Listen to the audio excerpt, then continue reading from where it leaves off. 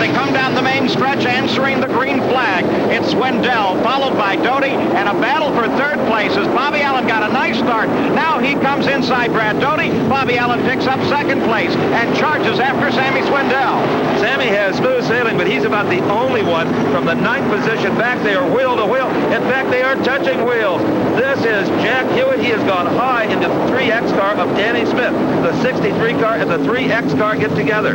Danny Smith really got bounced around, but look at this. Bobby Davis Jr. spins it. Danny Smith is right there bumping off of him as well, and they both keep the power going, and they're both right back into the action. They got into the 39 car of Tommy Estes Jr. also. Boy, I'll tell you, they scattered the railbirds with that one.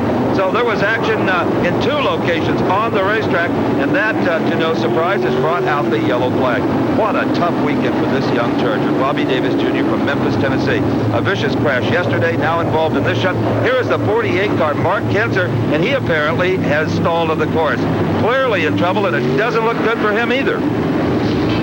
So let's go back to that incident in the 4th turn. The white 63 car is the one to watch as he slides right up and scrubs tires, bounces around with Danny Smith. They both lock up. It's a wonder that neither one of them got upside down. Danny Smith disentangles Jack Hewitt in 63, gets it all straightened out, and they rocket on down the main straightaway with 1X, Rick Unger in pursuit. But Danny Smith's troubles were not over. Just seconds later, coming out of turn number 2 onto the backstretch, the 6 car of Bobby Davis Jr. gets sideways, and Danny has absolutely nowhere to go.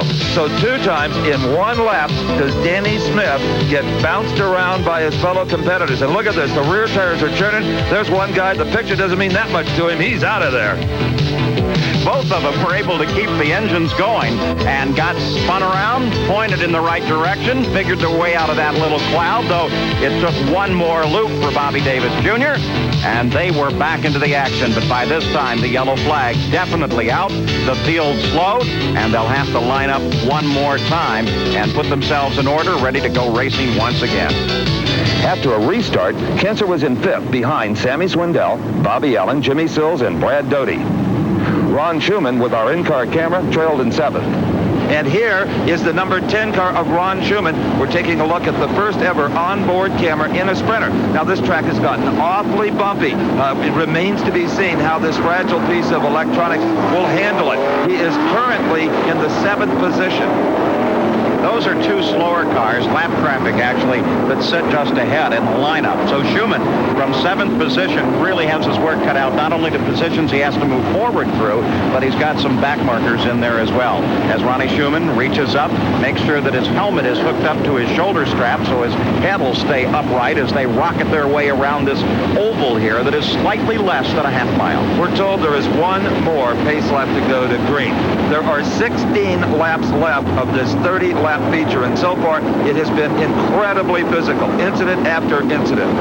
Sammy Swindell will lead the field down. Bobby Allen is actually in 2nd place, though the 70 car has been lined up there as well, and Bobby Allen is in 3rd position.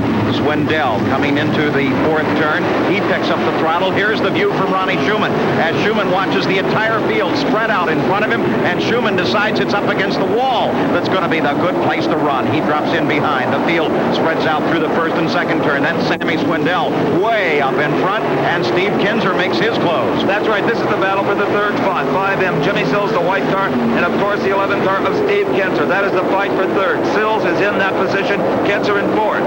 And the battle for 2nd place heats up now as Sills closes down on Brad Doty.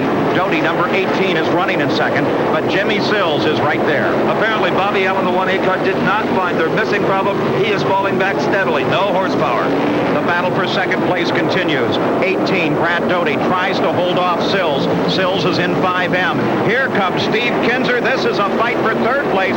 Sills thought that he was in good shape challenging for 2nd, but now he's got Steve Kinzer, the king of the Outlaws, ripping at the back end of his car. And when Kinzer's back there, you really got to watch out. Notice, too, that in the corners, we're beginning to see a pouring of blue smoke off of the tires in turn 1 and 2. So the course, is getting very hard indeed.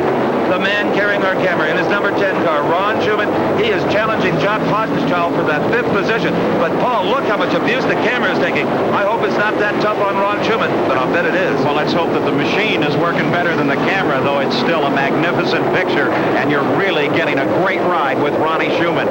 As Schumann powers his way through the first turn one more time. A tremendous ride. Here is Steve Kinzer screaming after the third-place car, 5M of Jimmy Sills. So the battle now here at third place. Brad Doty is sitting in second, and just up ahead of Brad Doty is Sammy Swindell. As you well know, Paul, tire smoke means tire wear. And there's one young man out there, that's Brad Doty, currently running in the second position, that told us he was going to run a hard tire. Sitting in second, there's no smoke coming off it. He's in a perfect position exactly on the strategy he had planned.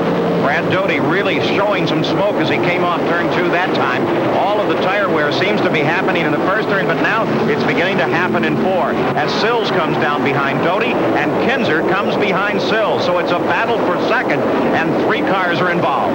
That number 11 car of Kinzer, that is the machine to watch because he is starting to turn up the wick.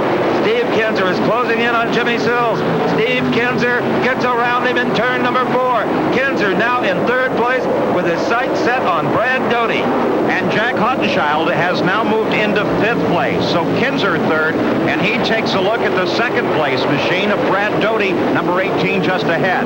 Jack Hottenchild is back in 5th. Now let's look at the tires of Brad Doty's machine, the right rear tire especially. See all the smoke off it? Kinzer comes through there with very little smoke. He's getting a better bite, Paul. He's getting a hold of the racetrack, and that could spell big trouble for Doty. When he made that tire change just before the start, he apparently knew exactly what he was doing. We're back to the leader, Sammy Swindell, at the right of this small pack. That's slower traffic in front of him. Johnny Herrera, the 45 car, and Danny Smith, the 3X car. Oh, look at the skill of the master as Swindell just neatly slides in and out of the traffic, picking his way. Unchallenged for the lead. The fight is for second place. Brad Doty, number 18, is second. Steve Kinzer right behind. Both men really burning the rubber on the right rear as they get through the first 2 turns. As Kinzer tries desperately to catch up with Doty. Doty, the number 18 car, gives it a long, long pitch coming onto the main stretch. He shows a little more tire smoke there, so they're wearing the tires down through the first and second turns. Ron Schumann, the number 10 car. Here we see how bumpy that track really is as Ron rides in the 7th position. In front of him is Bobby Allen in 6th and Jack Hottenchild in the 5th spot. The only thing that can cause the breakup you're seeing in this picture, it's still a great picture, is vibration from the bumpy racetrack. It's mounted solid to that race car, but bolted, strapped solid to that race car is Ron Schumann, so he's feeling a lot of that as well. You know, for the first time, we may be getting a real idea of just how rough it is in a sprint car. Back to the fight for second place as Kinzer continues to worry the daylights out of Brad Doty. Doty, now desperate, has begun throwing the car totally sideways as he comes through 1 and 2. Here is Kinzer down to the inside again. Doty takes it all the way sideways. It may not work any longer as Kinzer comes inside. Doty slows and Kinzer picks up second place. So a switch here on the last lap. Sammy Swindell is the leader. Kinzer now runs in second place, and here comes Slammin' Sammy as he roars for the checkered flag. Sammy Swindell has won here at the Devil's Bowl. Steve Kinzer comes across in second, and Brad Doty getting high in turn number 1 of that last lap cost him the 3rd place spot. Instead of Doty, it is Jimmy Sills finishing 3rd. No one doubted Sammy Swindell's ability to win, but it was the remarkable performance of Steve Kinzer coming back from the crash to finish in second that highlighted this outlaw sprint.